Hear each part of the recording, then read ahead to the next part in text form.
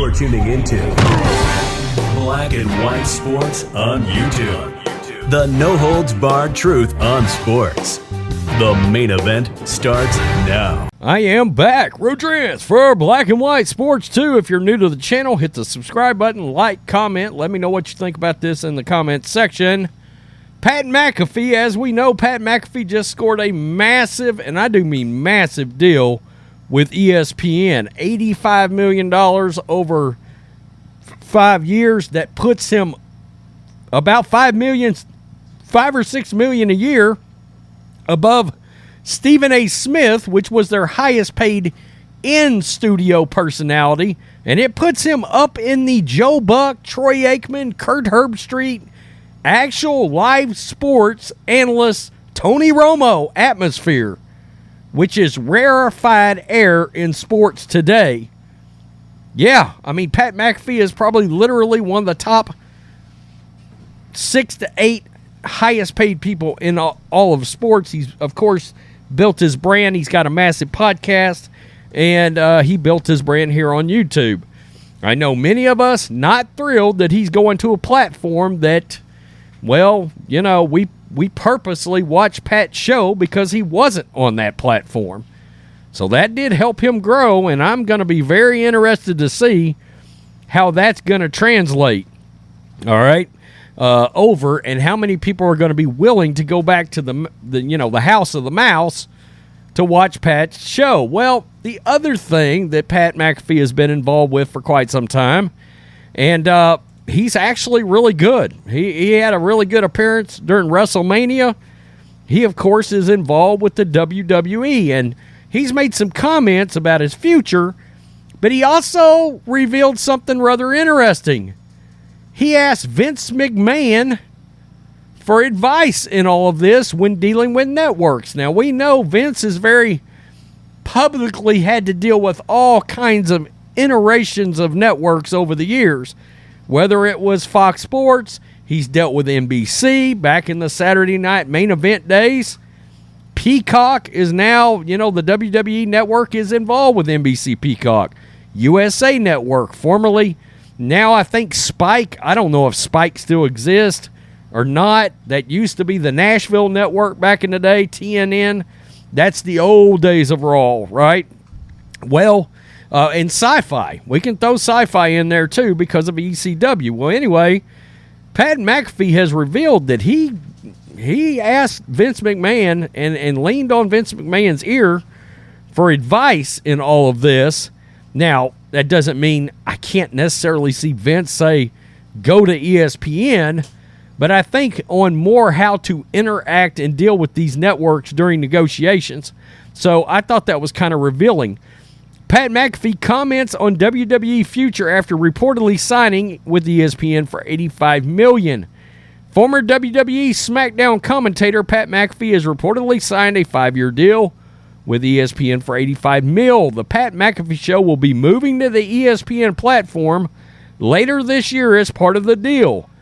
Given the money involved and the fact that McAfee's previous work on ESPN College Game Day largely kept him away from the WWE, it's easy to assume we won't be seeing much of McAfee on WWE programming going forward, aside from the occasional Wrestlemania cameo.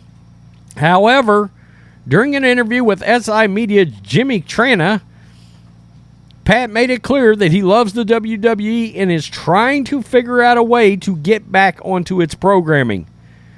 My relationship with the WWE is, I don't want to say stronger than it's ever been, but actually stronger than it's ever been. We are all very much talking about how I can get back into the universe because I love it. We talked about this earlier. I love it. I think I'm good at that. I think I'm supposed to be in there.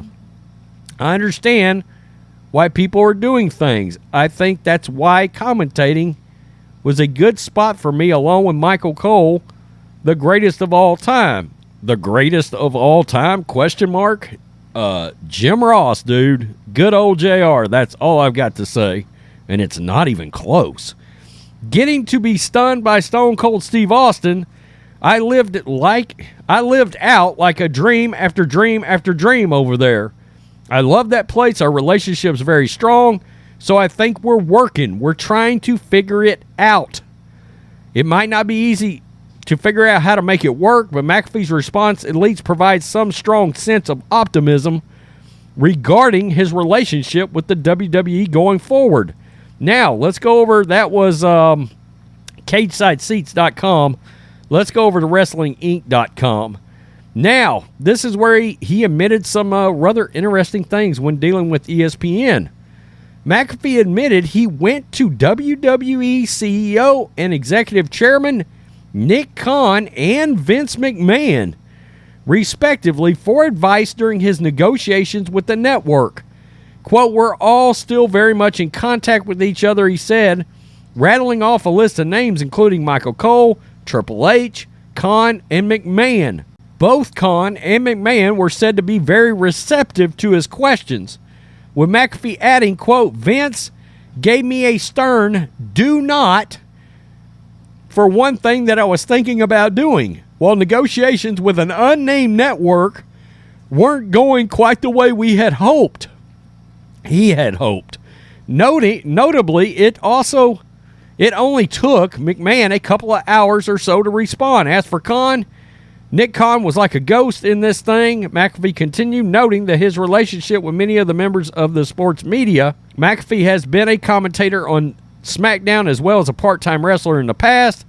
All told, he competed in 5 singles matches in the WWE and has a bond with the company, and it remains strong. And it goes on to talk about some of the same quotes we just talked about a second ago. I find that rather interesting. And he said Vince got back to him pretty quick, and Vince did give him a absolutely don't do this when it comes to something involving one of the networks. What that little piece, that little nugget, that piece of advice that he gave Pat McAfee, I'm interested. Pat didn't say, I took his advice, I didn't take his advice. Maybe he did. You know, maybe he was thinking about a different network, and Vince said, no, don't do that. Now, what's interesting is, let's say, I mean, you gotta think NBC Peacock was in on this. That would have been a really good platform, by the way, for his show. PFT's over there, and Chris Sims Unbuttoned, and it would have been Dan Patrick's show. Rich Eisens, I think, might be on that platform. But it would have been the same kind of lane as what Pat was trying to do. You got to wonder, is it possible, and look, I'm not trying to raise drama here, but I'm just keeping it real. Is it possible that Vince McMahon might have told Pat McAfee to stay away from NBC and Fox? You know, I find that interesting. Absolutely do not, and we don't know what that do not was when it came to an unnamed network. But could it be an unnamed network the WWE already has a relationship with, and Vince doesn't like and or is sold on how that relationship is going? Think about that. That's interesting, and I'm just throwing that out, but, you know, it's something that's fun to speculate on. Is it possible, he said behind the scenes, hey, you don't want to go to NBC? No, that's a mess. Does it get any bigger of a mess than ESPN? I don't know. The problem in all this is ESPN's reputation at this point. Jumping in, full steam, political ideologies, all that crap. And that so many people had left the platform and went to Pat McAfee's show. That's why so many people were pissed.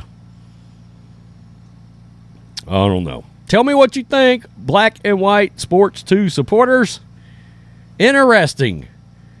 Very much got advice from Vince McMahon, and he's saying here he's going to be working with the WWE doing something, it looks like. We don't know what.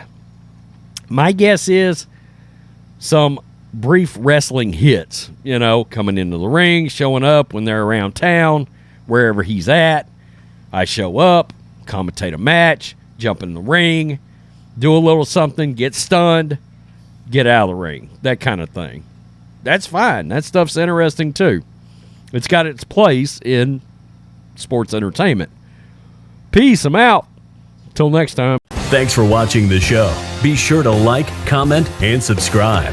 Be sure to tune in next time on Black and White Sports.